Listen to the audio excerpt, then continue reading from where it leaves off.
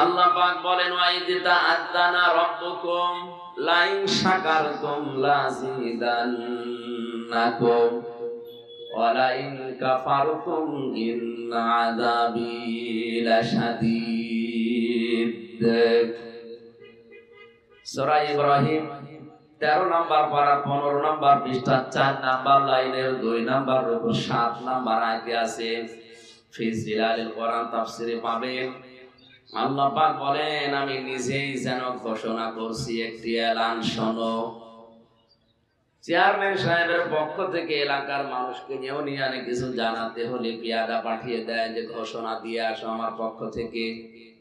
আল্লাহ পাক যেন নিজে মাইক হাতে নিয়ে নেমে পড়েছেন, একটি ঘোষণা, একটি এলান। এ কথার ওজন কত, লোড কত আপনি টের পাচ্ছেন না। যাদের জ্ঞান আছে বিষয়ে তারা জানে আল্লাহ নিজে নেমে পড়েছেন, একটি ঘোষণা শোনো, একটি এলান শোনো। কি সেই এলান? লাইন শাকারতুম লাযিদান্নাকুম, যদি আমার নিয়ামতের শুকরিয়া আদায় করো। লামে তাকিদ নুনে সাকিলা, এত বড় শক্ত শব্দ কোরআনে কারিমে আল্লাহ দিয়েছেন। অবশ্যই আমি আল্লাহ তোমার জীবনে ওই নিয়ামত আবার বাড়িয়ে দেব। আমি নিয়ামত বলছিলাম এই জন্য আমাদেরকে আল্লাহ বানিয়েছে এই দুনিয়াতে ইবাদত করার জন্য। আর চোখ বন্ধ হওয়ার পরে যেটা লাগবে তার নাম টাকা, কি নেকি লাগবে। আর এখানে আসা বসা, শ্বাস প্রশ্বাসে নিঃশ্বাসে পুরাটাই নেকি হচ্ছে। এটা শুধু আমির হামজার ইজ্জতে বলেন, নরুন নবী ভাইয়ের জন্য। হ্যাঁ, আপনি মন থেকে বলেন তো, যদি কোরআন শরীফের তাফসীর এখানে লেখা না থাকতো, শুধু আমির হামজা সে কুষ্টিয়া থেকে না আমেরিকা থেকে আসতেন। আমরা এসেছি কোরআনের ইজ্জতে।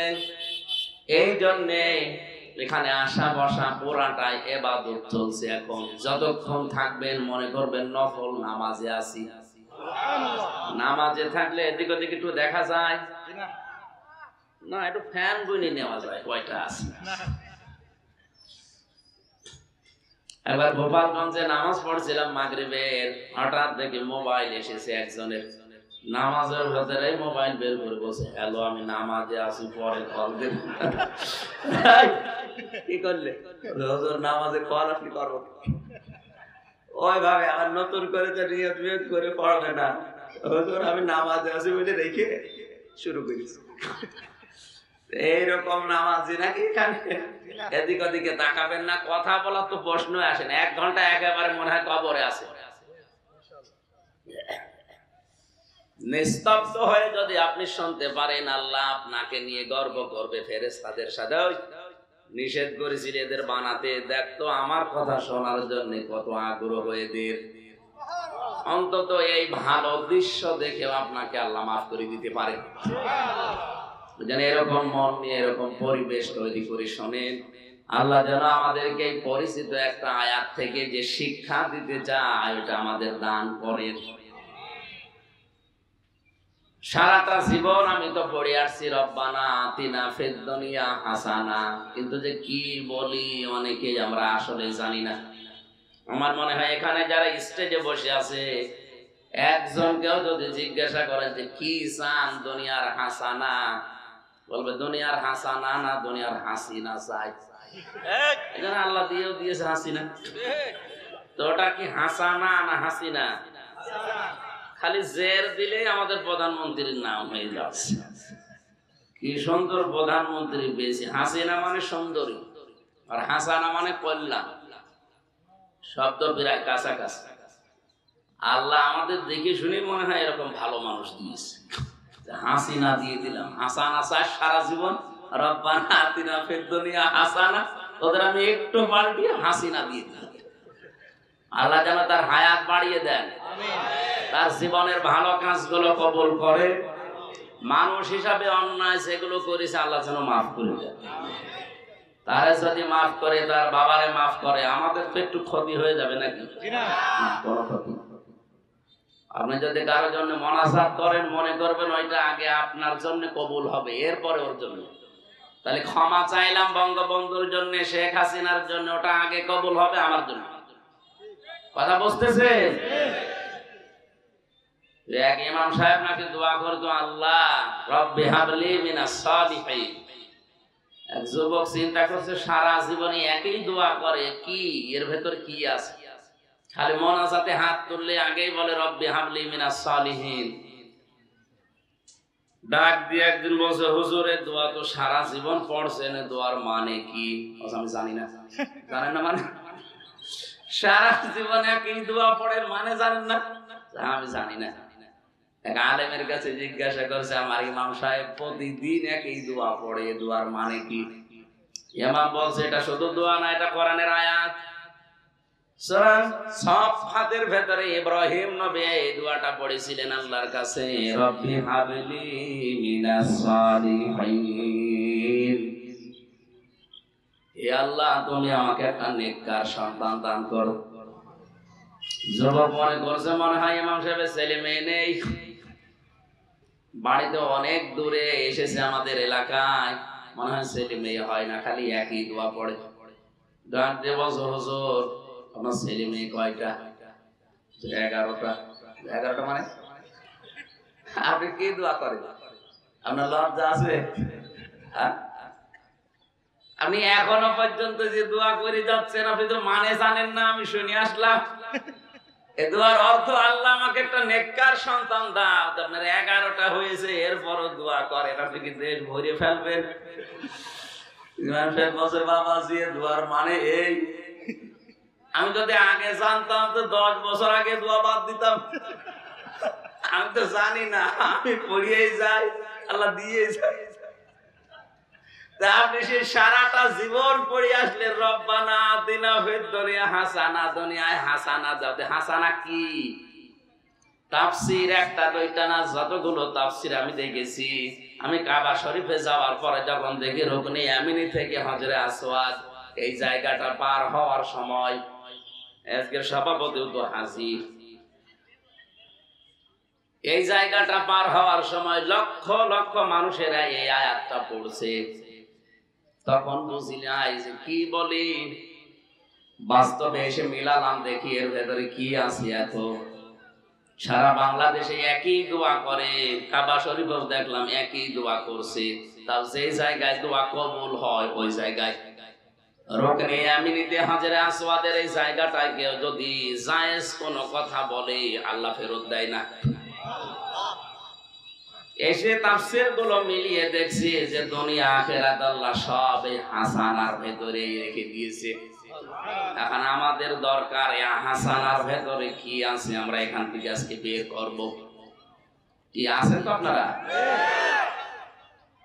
ছোটবেলা থেকে নামাজ পড়তে গিয়ে দেখি ইমাম সাহেব বলে, রব্বানা আতিনা ফিদ দুনিয়া হাসানা, আল্লাহ দুনিয়ার হাসানা দাও, কল্যাণ দাও।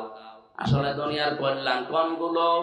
আমাদের দৃষ্টিতে বিভিন্ন জিনিসকে হাসানা কল্যাণ মনে হয়, আল্লাহর দৃষ্টিতে কোন কোন জিনিস হাসানা, ওইটা আজকে জানতে হবে। আল্লাহ বলেন 10টা জিনিস দুনিয়ার হাসানা কল্যাণ। কে যদি 10টা জিনিস দুনিয়াতে পায়, তার এই দোয়া সে যেন মনে করে কবুল হয়ে গেছে। আপনি তো সেই জন্মের পর থেকে দোয়া করছেন, আজকে দেখবেন এই 10টা জিনিস যদি পেয়ে থাকেন, মনে করবেন আপনার দোয়া কবুল হচ্ছে। আফিল আখিরাতি হাসানা, আখিরাতের হাসানা দাও। আল্লাহ বলেন আখিরাতের হাসানা 5টা। কয়টা? 5টা। ওয়াকিনা আযাবান নার, আর জাহান্নাম থেকে আমাদেরকে বাঁচাও। আল্লাহ পাক বলেন জাহান্নাম থেকে বাঁচার একটা উপায় আছে। কয়টা? এদিকে 10, এদিকে 5, আর এদিকে 1, সব মিলে কত? এই 16টা জিনিস এতটুকু আয়াতে আল্লাহ লুকিয়ে রেখেছেন। এবার আমরা একটা একটা করে টান দিয়ে বের করি। থাকবেন তো না? ওদের কষ্ট হচ্ছে? ঠিক আছে। দরুদ আর সালাম পড়ে আমাদের নবী মুহাম্মদ রাসূলুল্লাহ সাল্লাল্লাহু আলাইহি ওয়াসাল্লামের প্রতি জবান খুলে কোরআনের সোনালী আয়াত পড়ে।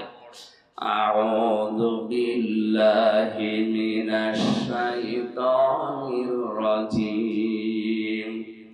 বিসমিল্লাহির রহমানির রহিম। الرحيم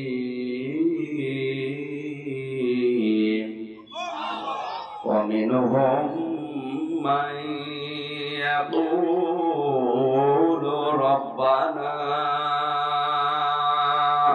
آتنا في الدنيا حسنة صدق الله العظيم সূরা বাকারা কোন সূরা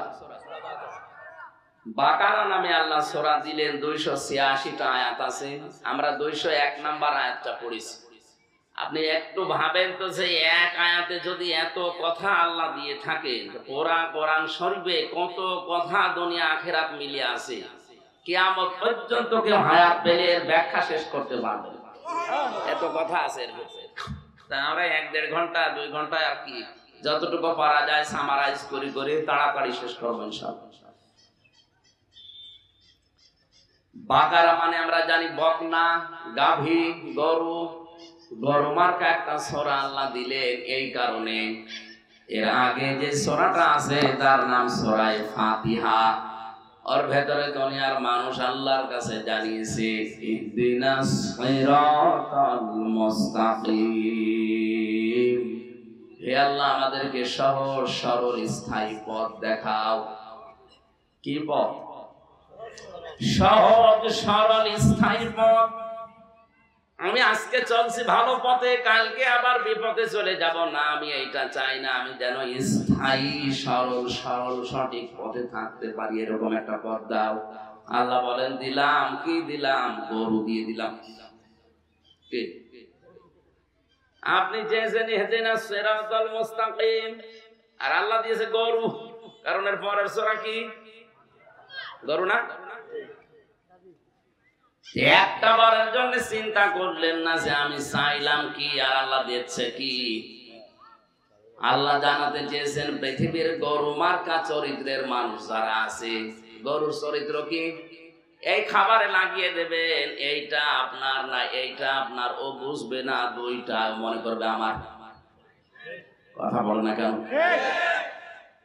গরুর মাথার ভেতরে কি ওইটা আছে যেটা আমার মালিকের এটা খায় পাশেরটা ওটা আমার মালিকের না ওটা দরকার নেই এটা বুঝবে দুনিয়ায় অনেক গরুর মার্কার চরিত্রের মানুষ আছে নিজের সম্পদও নিজের মনে করে অন্যেরটাও নিজের মনে করে এ দেশে এখনো নেই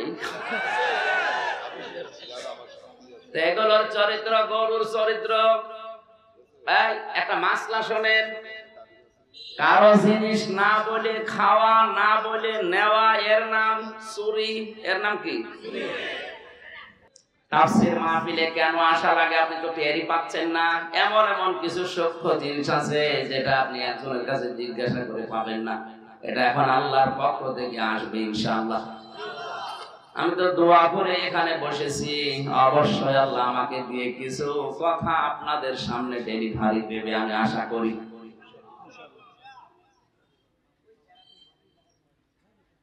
আল্লাহ পাক বলেন মিনহুম মাইয়াকুলু মানুষের ভেতরে অনেক মানুষ এমন আছে তারা এখন বলছে ভবিষ্যতে এই কথা বলবে তার মানে আগে শুধু বলেছে তা না এখন অনেকে বলছে কিয়ামত পর্যন্ত যারা দুনিয়া আসবে তারা এটা বলবে গরু মার্কা সূরা দিয়ে আল্লাহ বোঝাতে চেয়েছেন যাদের চরিত্র গরুর মতো নিজের সম্পদও নিজের মনে করে অন্যেরটাও নিজের মনে করে খায় এদের এই গরুর চরিত্র যদি কোরআনে কারিমে প্রবেশ করে মিনাল জিন্নাতি ওয়ান নাস মানুষ হয়ে এদেরকে বের করে দেব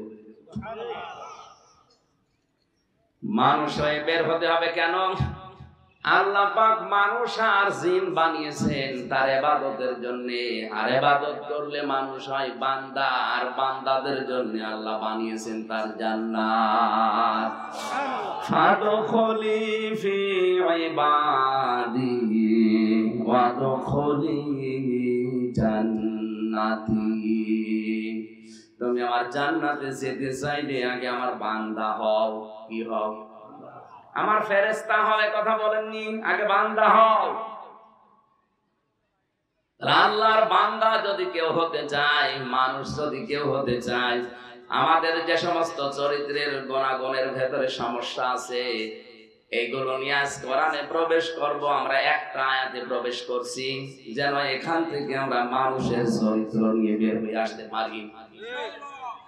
এই মানুষগুলো আমাকে বলবে এগুলো মজারে, তা বর্তমান ভবিষ্যৎ, প্রেজেন্ট ফিউচার।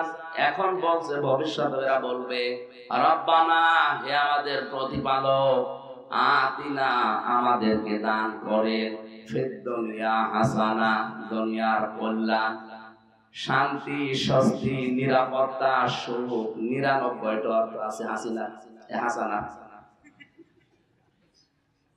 হাসিনা মানে সুন্দরী, এই একটা। আর হাসানা মানে কল্যাণ, নিরাপত্তা, সুখ, শান্তি, স্বস্তি। এখন এইগুলো আমাকে তুমি দুনিয়ায় আগে দান করো না আখিরাতে আগে দান করো? আর জোরে বলেন। এই জন্য দুনিয়া যদি শান্ত না হয়, দুনিয়া যদি সুন্দরভাবে আপনি কাটাতে না পারেন, মরণের পর আপনি জান্নাত পাবেন না। এই জন্য পৃথিবী সুন্দর করার জন্য, পৃথিবী শৃঙ্খলা যুক্ত করার জন্য, শান্তি স্থাপন করার জন্য এই দুনিয়াতে যারা চেষ্টা চালায় তারা দুনিয়ার শ্রেষ্ঠ মানুষ। অনেকে বলে না আমার দুনিয়া কিছু দরকারই নেই, আমার আগে আখিরাত। আপনি পাগল। দুনিয়ার কথা আল্লাহ আগে দিয়েছেন।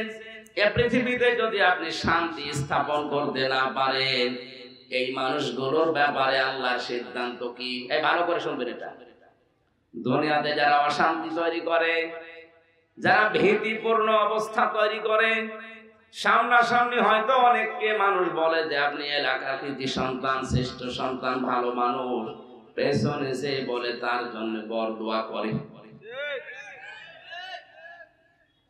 আপনি ভীতি সৃষ্টি করে দিয়েছেন, অশান্তি তৈরি করেছেন, বিশৃঙ্খলা তৈরি করে দিয়েছেন। শান্ত হয়ে যাওয়ার পরে আপনার ব্যাপারে আল্লাহর সিদ্ধান্ত সূরা সূরা 25 নম্বর পারা 6 নম্বর পৃষ্ঠা 13 নম্বর লাইনের 42 নম্বর আয়াতের মাঝে অংশে আছে। আল্লাহ পাক বলেন ইন্নামাস সাবিলু আলাল্লাযীনা ইয়াযলিমুনান নাস ওয়া ইয়াবগুনা ফিল আরদি বিগাইরিল হক উলাইকা লাহুম আযাবুন আলীম। আমি আল্লাহর অভিযোগ তো তাদের বিরুদ্ধে। টের পাচ্ছেন কি বলছি? প্রধানমন্ত্রী আজ যদি ঘোষণা দেয় আমার অভিযোগ আছে এই দেশে একজনের বিরুদ্ধে, এই কথাটার গুরুত্ব নেই। আল্লাহ নিজে বলছেন আমার অভিযোগ ওই লোকটার বিরুদ্ধে। এ কথার অনেক ওজন। তামাম দুনিয়ার মালিক বলছে আমার অভিযোগ আছে ওই লোকটার বিরুদ্ধে। তাও কিয়ামতে আল্লাহ বলবে। কোটি কোটি মানুষ থাকবে বিচারের এই মাঠে, সবার সামনে যদি বলে হামজা দাঁড়া, আমার অভিযোগ আছে, তোর বিরুদ্ধে আমার মামলা আছে, আমার কেস আছে। এখানে দুই প্রকার মানুষের নাম আমরা পেয়েছি। ইয়াজলিমুনান নাস, যারা মানুষের উপরে জুলুম করছে, করবে।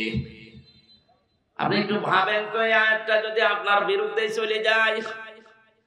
আল্লাহ কিন্তু ইয়াজলিমুনাল মুসলিমুনা দেয়নি যে মুসলমানদের উপরে যারা জুলুম করছে করবে না। ইয়াজলিমুনান নাস, মানুষ হয়ে যারা মানুষের উপরে জুলুম করে, অত্যাচার করে, তাদের অধিকার নষ্ট করে। ওয়ায়াবগুনা ফিল আরদি বিগাইরিল হক, দুনিয়া শান্ত হয়ে যাওয়ার পরে যারা ভীতি তৈরি করে, বিশৃঙ্খলা তৈরি করে, যারা অশান্ত করার জন্য চেষ্টা করে বেড়ায়, কাজ করে বেড়ায়। একটা পরিবারে আজ যদি কেউ নেশাগ্রস্ত হয়ে যায়, পুরা পরিবারটাই মনে হয় যে জাহান্নাম হয়ে গেছে।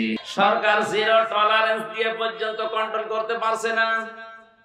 মাদকের বিরুদ্ধে জিরো টলারেন্স ঘোষণা করেছে। এরপরও একটা পরিবারে যখন দেখি মাদক সেবী, পুরা পরিবারটা, ভাই বোন, মা বাবা, স্ত্রী পর্যন্ত জাহান্নামে আছে। অশান্তি তৈরি করে ফেলে।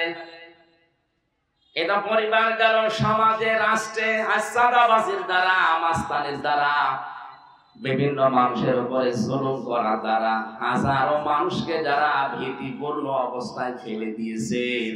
আল্লাহর কসম, আল্লাহর কসম, আপনি আল্লাহর মামলার আসামি। ও কসবাবাসী, নিজের দিকে তাকিয়ে ভাবেন তো, আপনি আবার আল্লাহর মামলার আসামি না তো?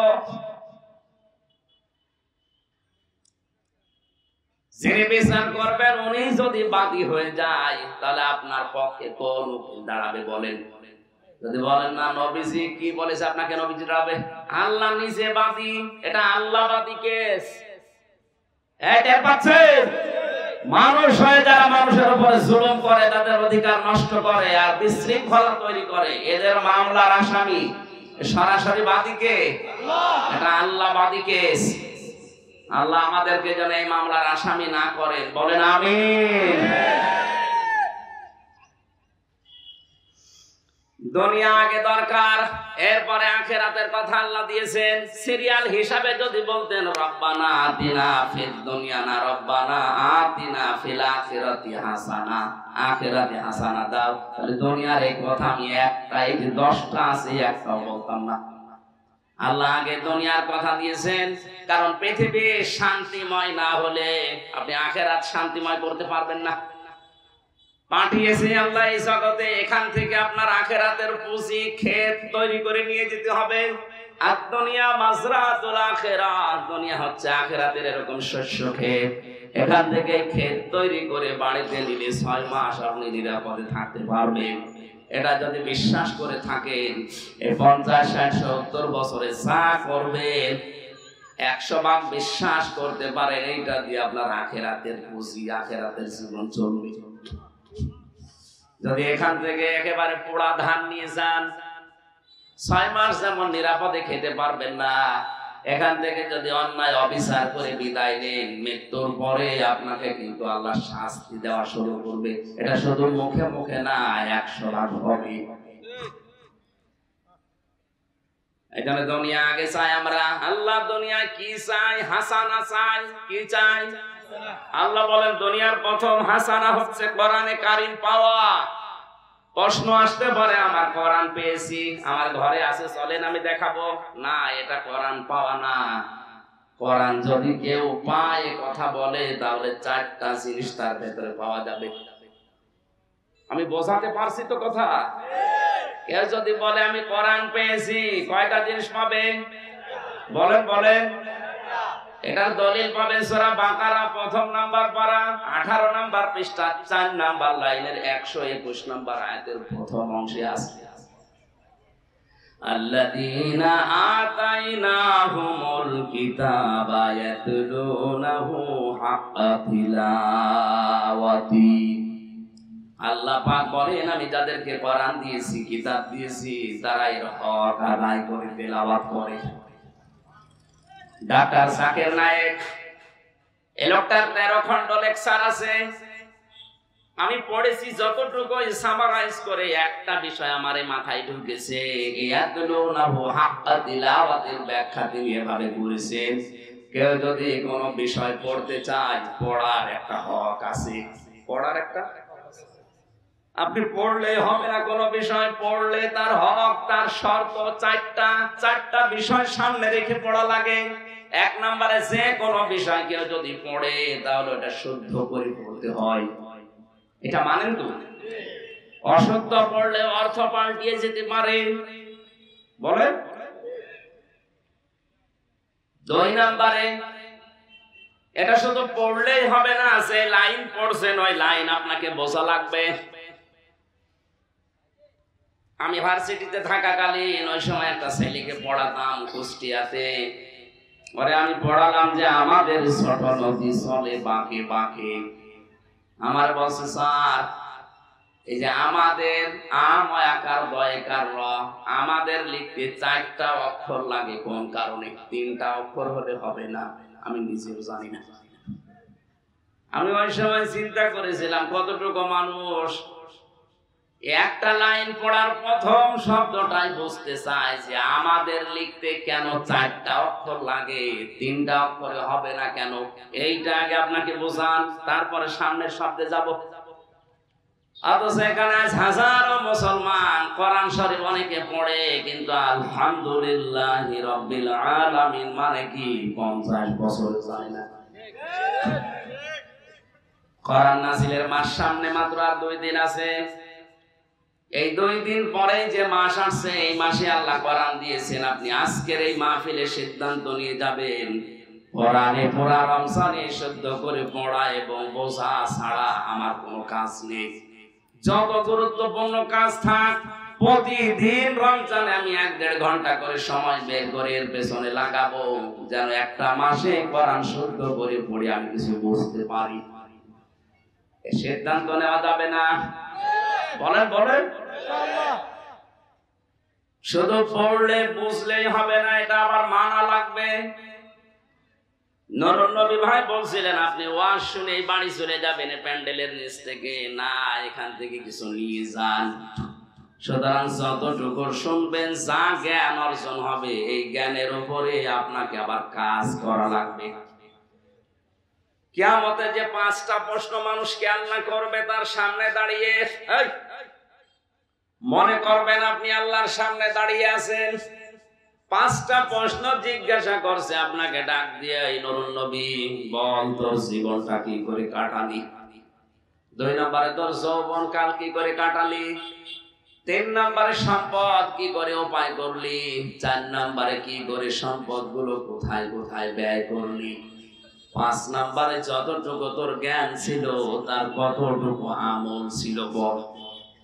এই 5টার সঠিক জবাব যদি কেউ দিতে না পারে, নবীজি বলেন লা তাসালু কাদামা বানি আদামা হাত্তি ইয়াউমাল কিয়ামাতি হাত্তা ইসালা আন খামসিন। এই 5টার সঠিক জবাব দেওয়া ছাড়া কেউ সামনেও যাবে না, পেছনেও যাবে না, জায়গায় দাঁড়িয়ে থাকবে। আপনি নিজের দিকে এখন তাকিয়ে বলেন তো, 5টা প্রশ্নের উত্তর জোগাড় আছে আপনার? সারা জীবন না। এখন যদি বলে নূরুন নবী 2024 সালের ফেব্রুয়ারি মাসের 29 তারিখ পর্যন্ত মাফ করে দিলাম, শুধু মার্চ মাসের 1 থেকে 9, এই 9 দিনের হিসাব দিয়ে তুই জান্নাতে চলে যা, পারবে উনি? উনি একা কেন? এখানে কেউ পারার কথা না, নাকি আপনারা পারবেন? আপনি হিসাব বোঝেন। দুদুকে ধরলে আপনার গলা শুকিয়ে যায়। মহান আল্লাহ নিজের সামনে আমাদের কোনো সাক্ষীও লাগবে না। এদেশের বিচারক যারা, তারা বিচার করে সাক্ষী ছাড়া রায় দিতে পারে না। আর আল্লাহর বিচারে আল্লাহর কোনো সাক্ষী লাগবে না, আপনার নিজের শরীর আপনার বিরুদ্ধে কথা বলবে। এই জন্য সাবধানে। 5টা প্রশ্নের 5 নম্বরে যতটুকু আপনি জানতেন ততটুকু মানতেন কিনা এটা আগে আমাকে বলেন, তারপরে আপনি সামনে থেকে যান। হযরতে তালহা ইবনে জুবাইর তিনি বলেন, এই হাদিসের 5 নাম্বারটা সব সময় আমাকে চিন্তায় ফেলে দিত, আমি যতটুকু জানি ততটুকু মানি কিনা। আর আমার তো মনে হয় বাংলাদেশের মানুষ এই হাদিসের এই 5 নাম্বার পয়েন্টে ধরা খাবে বেশি। কে জানে না সুদ খাওয়া নিষেধ? কে জানে না ঘুষ খাওয়া নিষেধ? এই কথা বলে দেখেন। কে জানে না বেপরদায় চলা নিষেধ? এটা আমার ওয়াজ করা লাগে নাকি? এই জ্ঞান আপনার নেই। এটা জানার পর আজ যারা বেপরদায় চলেন, নিজের মেয়েকে বেপরদায় চালান, কি জবাব দেবেন এই জ্ঞানটার উপরে? নিজের মেয়ে নিজের বউ যদি সুন্দরী হয়, দিশাই পায় না করবে কি? আরো সুন্দর করে সাজায়, বিউটি পার্লারে সুন্দর করে সাজিয়ে মানুষকে দেখায় যে জিনিস আমার আছে। তোর জিনিস আছে, আমি করবো কি? ওকে আমার জিনিস। আর মানুষ এরকম মজা মারে দেখে, রাস্তাঘাটে দেখে আর উল্টা পাল্টা ধারণা করে, বলে ওরে মাল গেল। ওটাকে মাল। আপনার স্ত্রীর পেট দেখে, পিঠ দেখে, বুক দেখে কেউ যদি বলে মাল গেল, আল্লাহর কসম ওই পেটে আর কোনোদিন আল্লাহ ভালো মাল দেবে না। যদি দেয় পরিমণির মতো বাঁচবেন আপনি। 14টা স্বামী পাল্টে এখন শান্তিতে নেই। লাস্টে এটা কসবা আপনাদের বৌমা, তার বেশি বলা দরকার নেই ভাই। ভালো বৌমা পেয়েছে।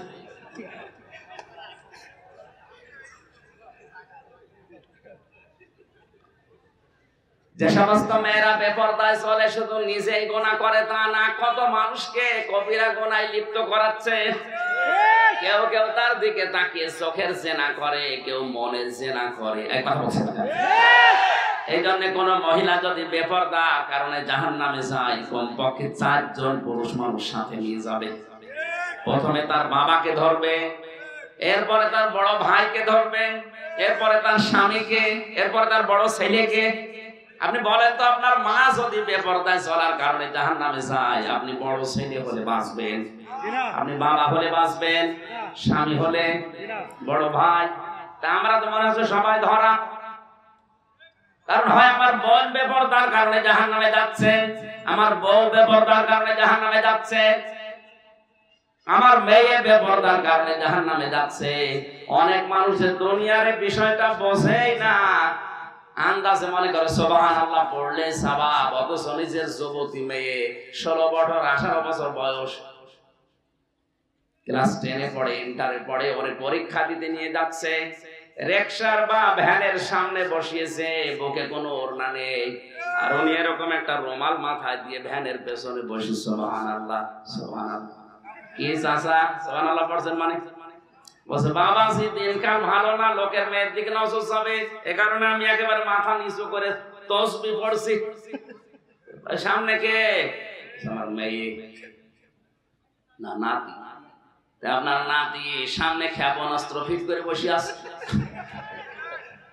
কি বলেন তো, 16 বছর 18 বছরের যুবতী মেয়ে, বুকে কোনো ওড়না নেই, ও যদি বসে থাকে সামনে, ও সামনে বসে আছে ক্ষেপণাস্ত্র ফিট করে, আর পেছনে সুবহানাল্লাহ পড়ছে।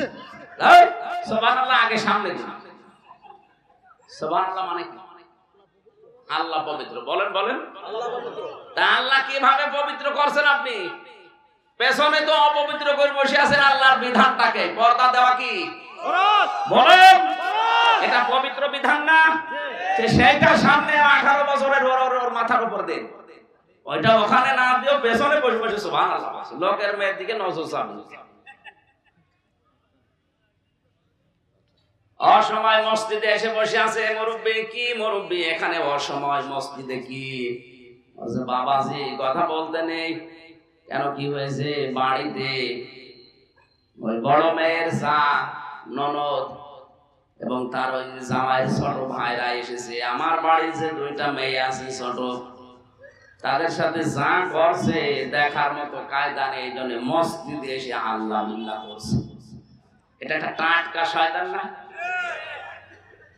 তোর মসজিদে এসে সুবহানাল্লাহ বলার কোনো দরকার নেই, আগে এসে ওই 2টাকে আগে আগে আগে আটকা।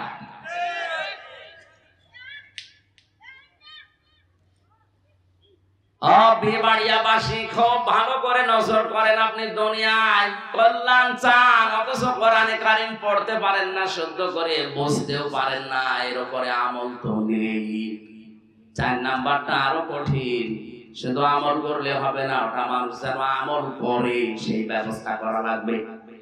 এই ব্যবস্থা করা লাগবে। এটা কি এখন সহজ না কঠিন? বড় কঠিন হয়ে দাঁড়িয়েছে।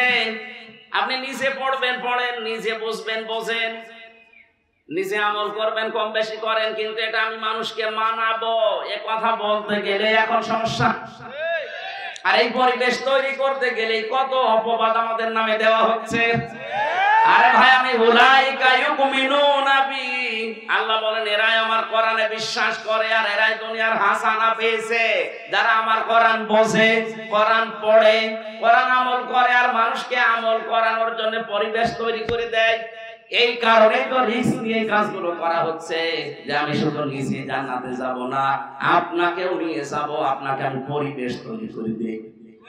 এমন একটা সমাজ, এমন একটা দেশ আমি বানাতে চাই যে সমাজে, যে দেশে ঘুষ থাকবে না, বলেন, যেখানে জেনা থাকবে না, ব্যভিচার থাকবে না, বাড়ি বানাতে গেলে চাঁদা দেওয়া লাগবে না। এই সেলাই শুরু হয়নি।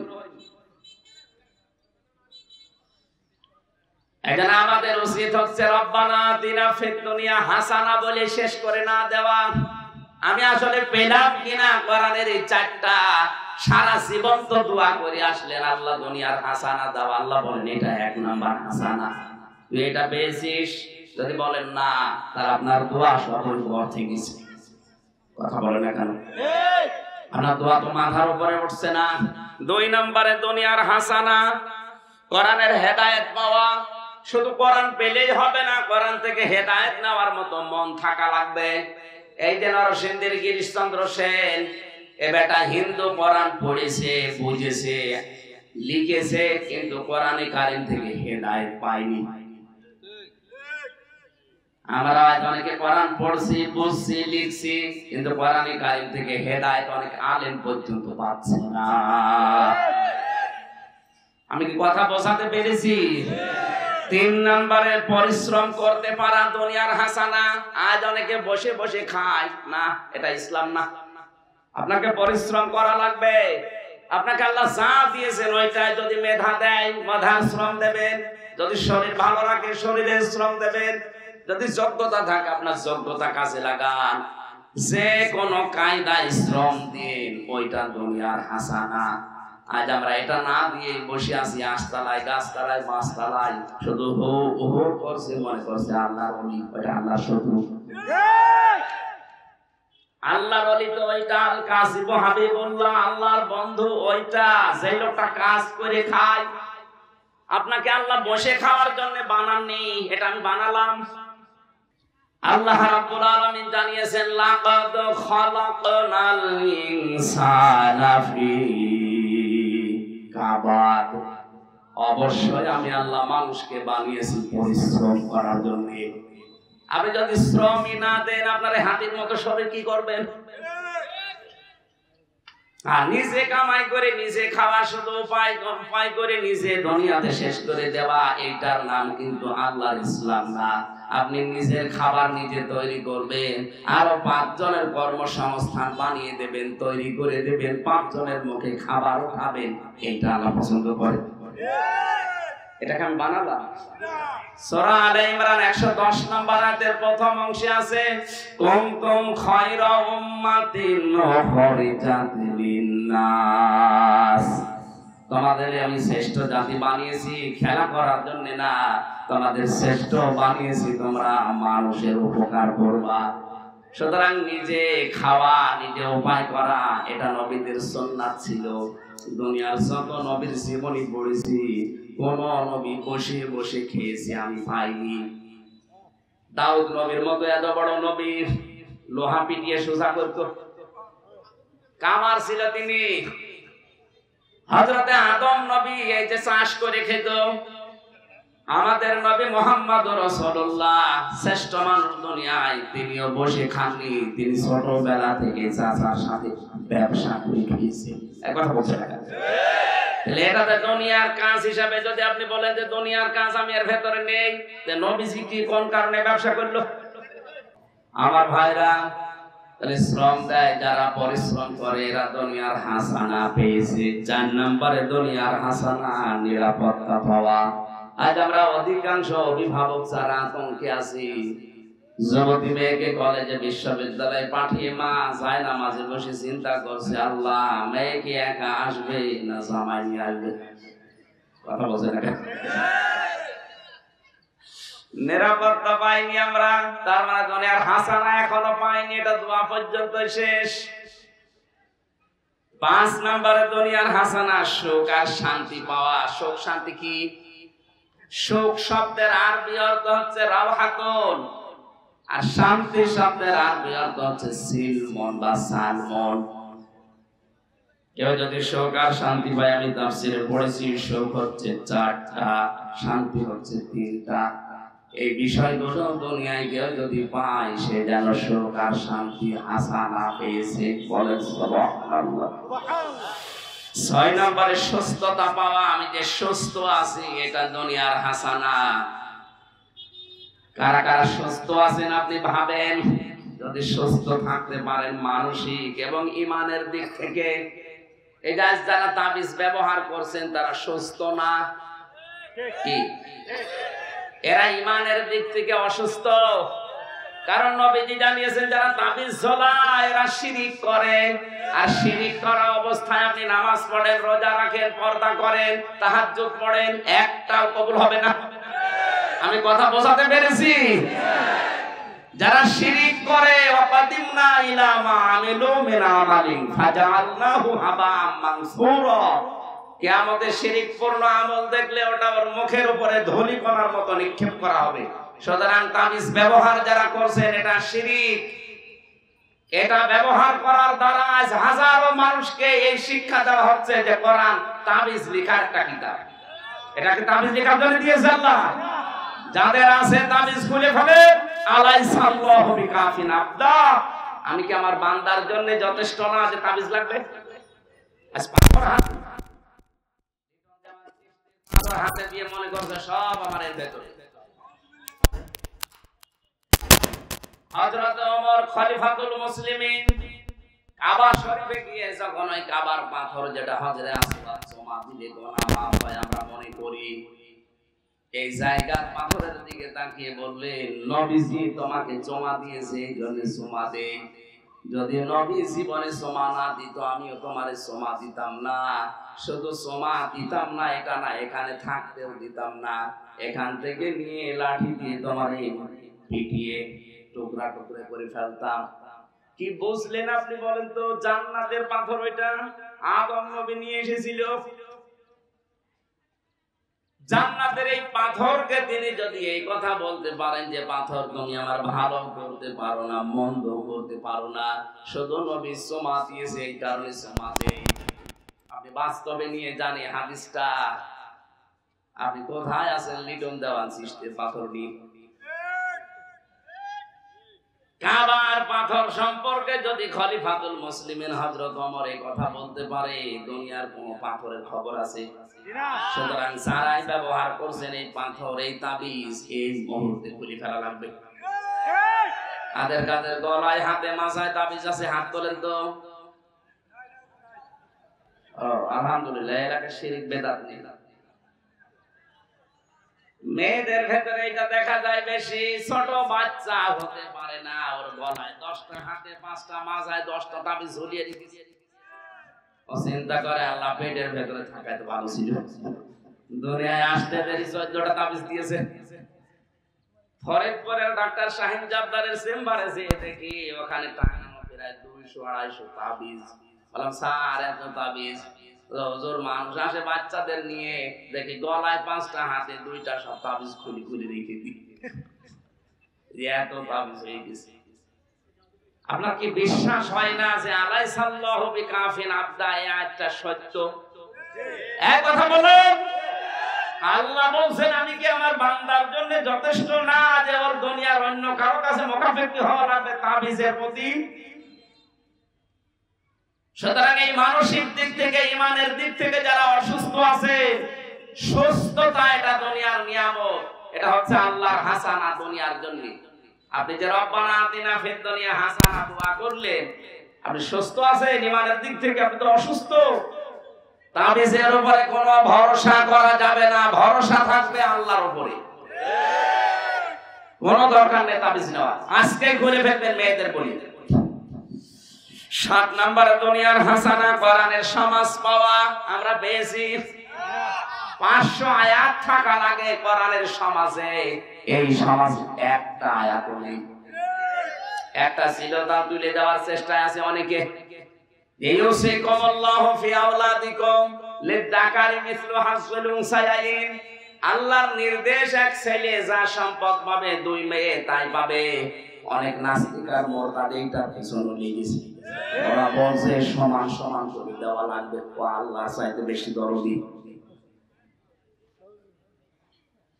সুতরাং আল্লাহর আয়াতে হাত দেবেন, এরকম 500 আয়াত আছে শরীয়তের বিধান। যে সমাজে এগুলো থাকে ওইটা দুনিয়ার হাসানা। আন্দাজে খালি দোয়া করেই গেলাম সারা জীবন, একটা দোয়া কবুল হচ্ছে কিনা ভাবলাম না। 8 নম্বরে সন্তান যেন ভালো হয়, দুনিয়ার হাসানা। ভালো সন্তান ওইটা যেটা ডাল খায়, বাবা খায়। কি সন্তানের যে দায়িত্ব আছে 11টা, কোন সন্তান যদি মা বাবার প্রতি এই দায়িত্ব পালন করে ওটা দুনিয়ার হাসানা। কয়েকদিন আগে চলছে 4 ভাই 2 বোন 6 ভাই বোন মিলে বাবার সম্পদ নিজেদের নামে লিখে বাবাকে রাস্তায় ছেড়ে দেবে এই সিদ্ধান্ত নিয়েছে। এগুলো সন্তান না, নাউজুবিল্লাহ বলেন মানে এই আপনাকে নাউজুবিল্লাহ বলতে বলছে কোন কারণে? ওর বাবাকে ছেড়ে দেবে না, করবে কি? আল্লাহর পরে যে বাবার স্থান ওই 6 ছেলে মেয়ে জানেই না।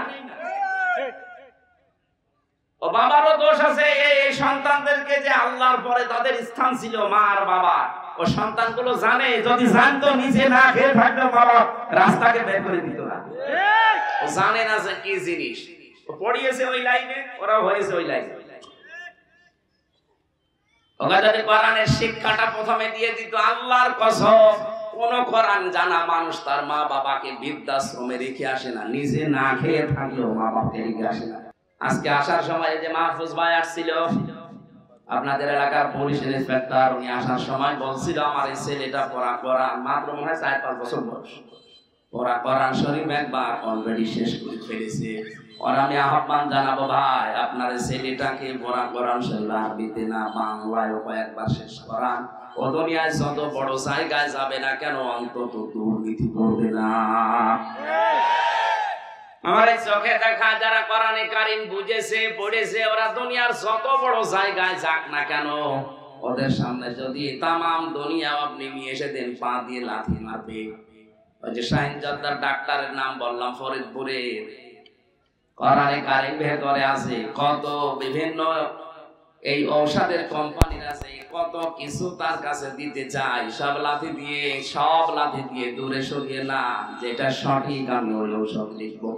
হাজার হাজার রোগী তার কাছে ঠেলে নড়াতে পারছে না। ছোটবেলায় কোরআনে কারীম ভেতরে দিয়েছিল। ছেলে মেয়েকে যদি সত্যি দুনিয়ার হাসানা বানাতে চান, ওকে কোরআন শিক্ষা। এরপরে আপনি ইঞ্জিনিয়ার বানাবেন, ডাক্তার বানাবেন, পুলিশ ইন্সপেক্টর বানাবেন, ডিসি বানাবেন, কোনো অসুবিধা নেই, এটা দুনিয়ার হাসানা। আপনার ছেলে এসপি হয়ে পড়ায় ব্রাহ্মণবাড়িয়া জেলা যদি কন্ট্রোল করতে পারে, আল্লাহর কসম এসপি বানাতে হলে যদি 50 লাখ টাকা খরচ হয়, 50 লাখ আল্লাহর রাস্তায় দান করা সব পাবে। দুনিয়ার হাসানায় বুঝি না, আন্দাজে খালি দোয়া করে যায়। আর ছেলেরা হুজুর বানিয়ে রেখেছে, ও হুজুর দিয়ে কি হবে? আমাদের হাতে আজ একটা এসপি নেই, ডিসি নেই, টিওনো নেই, ওসি নেই, ভালো একটা অফিসার নেই, একটা ইঞ্জিনিয়ার নেই, একটা বিশ্ববিদ্যালয়ের স্যার আমাদের তৈরি করা নেই। আজ ভার্সিটির স্যার গুলো যদি ডক্টর ফয়জুল হকের মতো হয়তো সিলেট ভার্সিটির, কুমিল্লা বিশ্ববিদ্যালয়ের ডক্টর মুয়াজ্জুদ্দিনের মতো হয়তো, ঢাকা বিশ্ববিদ্যালয়ের ডক্টর মতিউর রহমানের মতো হয়তো, এইরকম স্যার আমরা উপহার দিতে পারলে এই স্টুডেন্ট গুলো হযরত ওমরের মতো বের হতো।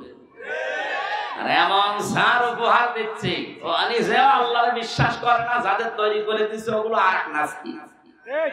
ও বড় হয়ে চেয়ারে বসবে, চেয়ারটাই নষ্ট করবে। কথা বলে না কেন? সুতরাং দুনিয়ার হাসানা তৈরি করতে হলে সন্তানকে কোরআন শিক্ষা দেওয়ার দরকার। 9 নম্বরে দুনিয়ার হাসানা হচ্ছে ধৈর্য ধরতে পারা। ধৈর্য কি খালি সারা জীবন শুনেছেন, ধৈর্য কি কত প্রকার, এটা কেমন করে ধরা লাগে যদি বিপদ না আসে। নবীজি ধরেছিলেন 3টা বছর এক ঘরের ভেতরে, এক পাহাড়ের ভেতরে। কথা বলেন না কেন? ধৈর্য আমিও টের পেয়েছি 3 বছরে, এক ঘরের ভেতরে থেকে 3টা বছরে বুঝতে পেরে ধৈর্য কারে বলে, কি করে ধরা লাগে। যত উসবিস করেন কোনো কায়দা নেই। 10 নম্বরে দুনিয়ার হাসানা স্ত্রী যেন ভালো হয়। ভালো স্ত্রী ওইটা যে সকাল বিকাল স্টার জলসা দেখে। এখানে যারাই বসে আছে 100 জনের 90 জনের বউ ভারতের সিরিয়ালের পাগল। সম্মানিত মা বোন যারা এসেছেন, এই মুহূর্তে আজকে সিদ্ধান্ত নেওয়া লাগবে। যদিও রমজান মাসে শয়তান কিন্তু কালকের দিন পরে ছুটি নিয়ে যাবে, 1 মাস আমি আর নেই, এই দায়িত্ব দিয়ে যাবে।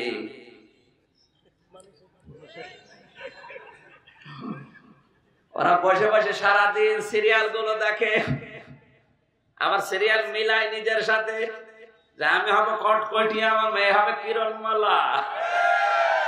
মনে কথা বলতে কিছু জানে না। নিজের চরিত্রের সাথে মিলাচ্ছেন, আপনারও মেয়ে ধর্ষিত হবে না, হবে কি? শয়তান কিন্তু রমজান মাসে বাধা থাকবে, আসলেও বাধা থাকবে। এই কাজ তাদের উপরে দিয়ে যাচ্ছে শয়তান। তারা যদি কন্ট্রোল না হয়, রমজান মাসে শয়তান বাধা থেকে লাভ আছে, ওর চেলাবেলা তো ছাড়া আছে। ভারতের সিরিয়ালের ভেতরে কোনো কিছু পাবেন না, পাবেন খালি ঘর ভাঙা। এবারে স্বামীর মনে দুঃখ দেওয়া লাগে। অথচ নবীজি নিজে মেরাজের রাত্রে দেখলেন অধিকাংশ মেয়েকে আল্লাহ জাহান্নামে দিয়েছে। মেয়েরা প্রশ্ন করছে কোন কারণে? নবীজি বললেন এরা কুফরি করে। কুফরি কার সাথে? স্বামীর সাথে। সারা জীবন সব কিছু দেয়, একদিন একটা সাবান কম হয়ে গেলে উল্টা পাল্টা খোটা দেয়। এরকম মহিলা নেই? সম্মানিত মা বোন যদি থাকেন, এরকম কথা যদি বলেন, ওই দিন থেকে আপনার পেছনের আমল সব শেষ। সারাটা জীবনে লোকটা মাথার ঘাম পায়ে ফেলে আপনাকে খুশি রাখার জন্য চেষ্টা করছে, একটা শাড়ি কম হয়ে গেল আর আপনি এক কথায় বলে দিলেন যে তোর বাড়িতে এসে কিছু পেলাম না, আপনার সব শেষ। নামাজ রোজা পর্দা মর্দা সব শেষ। আল্লাহ মেয়েদেরকে যেন এই গোনা থেকে হেফাজত করেন, স্বামীর নাফরমানি করা থেকে, বলেন আমিন। আল্লাহ রাব্বুল আলামিন একটা দোয়া শিখিয়েছেন এই ভালো স্ত্রী হওয়ার জন্য। জবান খুলে কোরআনের এই সোনালী দোয়াটা পড়েন, রব্বানা হাব লানা মিন আজওয়াজিনা ওয়া যুররিয়াতিনা কুররাতা আয়ুনি ওয়াজআলনা লিল মুত্তাকিনা ইমামা। দুনিয়ার হাসানা কয়টা বললাম? বলেন বলেন। এই 10টা আপনি পেয়েছেন কিনা এবার মিলান তো। আমার মনে হয় এখানে সবাই এক বাক্যে জবাব দেবেন না পাইনি। কি দোয়া করবেন এতদিন? আফিল আখিরাতি হাসানা, আখিরাতের হাসানা দাও। আল্লাহ বলেন 5টা। 1 নম্বরে মরণ যেন ভালো হয়। ভালো মরণ ওইটা যেটা গলায় ধরে গিয়ে হয়, বিষ খেয়ে হয়। কি? শাহাদাতের মরণ। শাহাদাতের মরণ আল্লাহর কাছে সবচাইতে ভালো মরণ, উত্তম মরণ। এক একটা শব্দে লক্ষ লক্ষ কথা লুকিয়ে আছে। আমার যেহেতু আরেকটা অনুষ্ঠান আছে ঢাকাতে, আমি তাড়াতাড়ি করছি সামারাইজ করার জন্য। 2 নম্বরে কবর যেন ভালো হয়। ভালো কবর ওইটা যেটা পাকা করা হয়। এখানে কত হাসি বসে আছে, জিজ্ঞাসা করেন তো হযরত ওসমানের মতো মানুষ শুয়ে আছে, একটা পাথর দেওয়া শুধু। আরে দেশে গরু ছাগল মরে যায়, কবর 3 তলা হয়। কোন কারণে আপনি মাজার বানিয়েছেন? ভেঙে গুড়িয়ে দেবেন। হযরত ওসমান জান্নাতের গ্যারান্টি পেয়েছে, তার কবর বোঝা যাচ্ছে না মানুষ নাকি, একটা পাথর দেওয়া আছে শুধু। আর শয়তান মরে গেছে, ওর কবর 5 তলা বানিয়েছে। আর এইটা নিয়ে অনেকে কবর পূজা, মাজার পূজা করে ব্যবসা করে খাচ্ছে। এই কথা বলে কবরের সাথে মাজারের সাথে ইসলামের সম্পর্ক আছে। আর এগুলো সবচেয়ে বেশি ব্রাহ্মণবাড়িয়া। কবর পূজা, মাজার পূজা সব হারাম, হারাম এবং হারাম। কবরের কোনো ক্ষমতা নেই। ওখানে যে শুয়ে আছে সে অসহায়, আর ওখানে বসে বসে জিকির করে, ইয়া আলী বাবা, শাহ আলী বাবা, দয়াল বাবা। দাঁত মুখ খুলে ফেলা দরকার।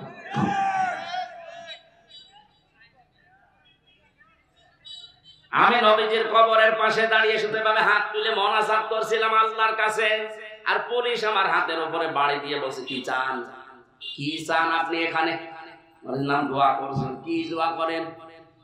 নবীজির কবরের পাশে দাঁড়িয়ে দোয়া করছিলাম, আমার হাতে বাড়ি দিয়ে বসে, এখানে কাটেন। আপনার যদি কিছু লাগে কাবার দিকে তাকান, আল্লাহর কাছে বলেন। নবীজির কবরের পাশে দোয়া করতে দিচ্ছিল না পুলিশে, আমার দাঁড়িয়ে দেখছে। আর ও কোন গরু ছাগল শুয়ে আছে, সেখানে মনের কথা বলছে, আরে ওই তো বিপদে আছে। নবীজি বলেন যে লোকটা মারা যায় সে সাগরের পানির ভেতরে হাবুডুবু খাওয়ার মতো থাকে। দুনিয়ায় কেউ কিছু পাঠালে সে পায়, আর ও আছে ওর ধান্দা। না ভাই, কবর যেন ভালো হয়, এটা আখিরাতের হাসানা। আমাদের কবরগুলো আজ ভালো হচ্ছে না। আমরা মনে করি কবর পাকা করতে পারলেই ভালো। কে বলেছে? নিচে যদি আল্লাহ আগুন লাগিয়ে দেয়। 3 নম্বরে হাসর যেন ভালো হয়। এখন ভালো হাসর হওয়ার জন্য 5 প্রকার মানুষ লাগবে। সামারাইজ করে করে বলতে গেলে তো এখনো কতগুলো পয়েন্ট আছে। ভালো হাসর হওয়ার জন্য কিয়ামতের ওই কঠিন ময়দানে মহান আল্লাহ যে বিচার ব্যবস্থা সাজাবে, সর্বপ্রথম আল্লাহ আপনাকে একা একা ডেকে জিজ্ঞাসা করবে, আই ওয়া কুল্লুহুম আতিহি ইয়াউমাল কিয়ামাতি ফারদা। সূরা মারইয়াম 16 নম্বর পারার 10 নম্বর পৃষ্ঠা 15 নম্বর লাইনের শেষ নম্বর উপর 95 নম্বর আয়াত। কিয়ামতের সর্বপ্রথম মানুষকে আমি হাসরের ময়দানে ডাক দেব একা একা। কয়জন করে? আপনি স্রেফ একা দাঁড়াবেন। আর যারা বাংলাদেশে ছড়িয়েছে যে কিয়ামতে এক এক পীর সাহেব এক এক আল্লাহর ওলি নাকি মিছিল নিয়ে উঠবে মুরিদ নিয়ে, সব মিথ্যা কথা। কিয়ামতে আপনি একা একা উঠবেন আল্লাহর সামনে, স্রেফ একা, কেউ থাকবে না। আল্লাহ আপনাকে ডাক দিয়ে বিচার করবে, কিন্তু আল্লাহর বিচারে কোনো অবিচার নেই। অবিচার নেই। আল্লাহর বিচারে ন্যায় বিচার করলে আপনি ধরা খাবেন। এই কথা বুঝতেছেন? আল্লাহর বিচারে কোনো অবিচার, ন্যায় বিচার করলে আপনি বাঁচবেন না। যদি আল্লাহ কারো উপরে ন্যায় বিচারও করে, কেউ জান্নাত পাবে না। শুধু আল্লাহ যদি আপনাকে মাফ করে দেয়, জান্নাত পাবেন। এজন্য কাবা শরীফ যখন তাওয়াফ করে, ষষ্ঠ চক্করে মানুষ এই দোয়াটা পড়ে, আল্লাহুম্মা ইন্না আলাইয়া হুকুকান ফীমা বাইনি ওয়া বাইনিকা। হে আল্লাহ, তুমি আর আমি তোমার গোলাম, তুমি আমার মালিক। তোমার ভেতরে আমার ভেতর অনেক দেনা পাওনা আছে। আমি গোলাম হিসাবে যা যা পাওয়ার তুমি আমাকে সব দিয়েছো, কিন্তু তুমি মালিক হিসাবে আমার যা দেওয়ার আমি একটাও দিতে পারিনি। একটাই পথ আছে, তুমি আজকে কাবার সামনে নিয়ে বলছি আমারে মাফ করে দাও। হাসর ভালো হওয়ার জন্য যাদের নাম আমরা কোরআনে পেয়েছি, সূরা নেসার ভেতরে আছে। 1 নম্বরে নবীদের সাথে যদি হাসর হয়, 2 নম্বরে যদি সিদ্দিকদের সাথে হাসর হয়, 3 নম্বরে যদি শহীদদের সাথে হাসর হয়, 4 নম্বরে যদি মুহসিন বান্দাদের সাথে হাসর হয়। এই সমস্ত মানুষের সাথে হাসর হলে তো সুদ খাওয়া লাগবে, ঘুষ খাওয়া লাগবে। 4 নম্বরে হাউজে কাউসারের পানি যেন পাওয়া যায়। যারা শিরিক করছেন, বেদাত করছেন, যদি নবী পানি দিতেও আসে, ফেরেশতারা বলবে সকান সকান দূর হয়ে যা। হঠাৎ নবীজি বলবেন এগুলো আমার উম্মত না, বলবে না, আপনি ইসলাম রেখে এসেছিলেন যেভাবে, আপনি বিদায় নেওয়ার পরে এরা নতুন নতুন ইসলাম বানিয়ে দুনিয়ার মানুষকে শিখিয়েছে। আজ ব্রাহ্মণবাড়িয়ায় এটা বেশি। আপনি যাই মনে করেন, আমি বাস্তবে দেখছি এটা নতুন ইসলাম চলছে এই কুমিল্লার ব্রাহ্মণবাড়িয়ায় বেশি। আন্দাজে ইসলাম বানিয়ে মানুষকে বলছে হো হো, এটা ইসলাম। কোথায় দিয়েছেন আপনি?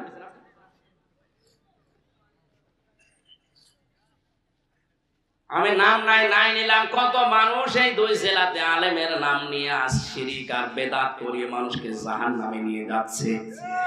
অথচ শিরিক আর বেদাতে আল্লাহ এত বেশি রাগান্বিত হন, যারা বেদাত আবিষ্কার করে তাদের সালাম দেওয়া উচিত। জিকিরের নামে আমি যে আপনি আরম্ভ করেছেন, কি আসলে জিকির হবে শুধুমাত্র আল্লাহর নামে। রাসূলের নামেও জিকির করা জায়েজ নেই।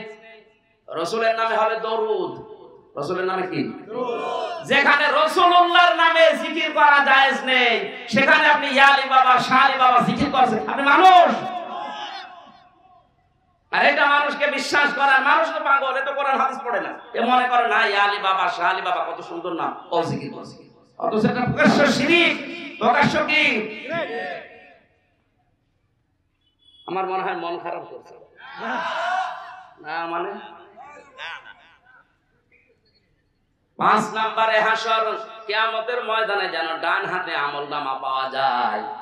এটা দুনিয়ার আখিরাতের হাসানায় 5টা আল্লাহ দিয়েছেন। ওয়াকিনা আযাবান্নার, জাহান্নাম থেকে আমাদের বাঁচাও। আল্লাহ বলেন একটা উপায় আছে, ইসলাম কায়েম করার জন্য, প্রতিষ্ঠা করার জন্য চেষ্টা চালা, জাহান্নামে দেব না।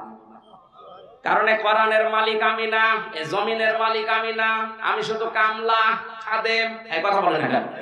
আমি চেষ্টা করে যাব, এটা প্রতিষ্ঠা করার চেষ্টা করে যাব। যদি হয় ভালো, না হলে আমার অসুবিধা নেই। আমার বেতন আছে বিকাল 5টায়, আর বিকাল 5টা মানে জীবনের শেষ দিন। এই 16টা বিষয় আল্লাহ কোরআনের এই আয়াতের ভেতরে দিয়েছেন, আমরা একটাও পাইনি। আন্দাজে দোয়া করি যাচ্ছি, রব্বানা আতিনা ফিদ দুনিয়া হাসানা ওয়া ফিল আখিরাতি হাসানা ওয়া কিনা আযাবান নার। বাস্তবে আল্লাহ আয়াতটা আমল করার তৌফিক আমাদের ভিক্ষা দাও, বলেন আমিন। ربنا ظلمنا أنفسنا وإن لم تغفر لنا وترحمنا لنكونن من الخاسرين। রব্বুল আলামিন দিনের বেলা হাজারো কাজ ছিল আমাদের, সব মাইনাস করে কোরআন শোনার জন্য 10 বার ময়দানে বসে আছি। মেহেরবানি করে আমাদেরকে তুমি কবুল করে নাও। আজকের আলোচনার সব তুমি বিশ্বনবীর রওজায় পৌঁছিয়ে দাও। তখন দুনিয়ার মাঠের নিচে যারা ইমাম নিয়ে ঘুমিয়ে গেল, এদেরকে মাফ করে দাও। মাহফিলের সম্মানিত সভাপতি আলহাজ সিরাজুল ইসলাম বীর মুক্তিযোদ্ধাকে কবুল করো। আল্লাহ আমাদের দেশটা যারা স্বাধীন করে আজাদ করে আমাদেরকে উপহার দিয়ে গেল, বাংলার এই কৃতি সন্তান বীর মুক্তিযোদ্ধাদেরকে তুমি মাফ করে দাও। প্রধান অতিথি আমার জীবন ভাইকে কবুল করো। বিশেষ অতিথি নবী আসমান ভাইকে মঞ্জুর করো। মোর্শেদ আলম ভাই সহ এই মাহফিলটা যার মাধ্যমে নিয়েছি আমার মাহফুজ ভাই, তার বাবাকে তুমি মাফ করে দাও। তার একটা ভাই বাইরের দেশে আছে, আল্লাহ তোমার ওই পাক গোলামকে তুমি সালামতে রাখো। তার স্ত্রী সন্তান মা সহ যারাই আছে তাদেরকে তুমি নিরাপত্তা দাও। তাদের জীবনের অপরাধ মাফ করে দাও। তাদের জীবনের ভালো ভালো কাজগুলো মঞ্জুর করো। যত আলেম এখানে এসেছে আল্লাহ আলেমদেরকে মেহেরবানি করে আবু বকরের সাথে কবুল করে নাও। সম্মানিত মা বোনদেরকে খাদিজার মতো আসিয়ার মতো বানাও। আমার পুলিশ সদস্য ভাইরা যারা এসেছে আল্লাহ নিজেদের বাবা মা আত্মীয় স্বজন স্ত্রী পুত্র ছেড়ে বাংলার বিভিন্ন প্রান্তে যারা দায়িত্ব পালন করে, এদের এই দায়িত্বটা তুমি ইবাদত হিসাবে মেনে নাও। এদের মা বাবা আত্মীয় স্বজন যারা দেশে আছে, তাদের সন্তান আদি যারা আছে, তাদেরকে তুমি তোমার কুদরতের নজর দিয়ে দেখে রাখো আল্লাহ। বাংলার প্রশাসনের উপরে তোমার রহমত ঢেলে দাও। 21 বার মাটির নিচে যারা ঘুমিয়ে আছে এদেরকে ক্ষমা করো। কখন কার মরণ চলে আসে জানি না, যখনই মরণ আসবে যেন একবার হলেও পড়ি লা ইলাহা ইল্লাল্লাহু মুহাম্মাদুর রাসূলুল্লাহ।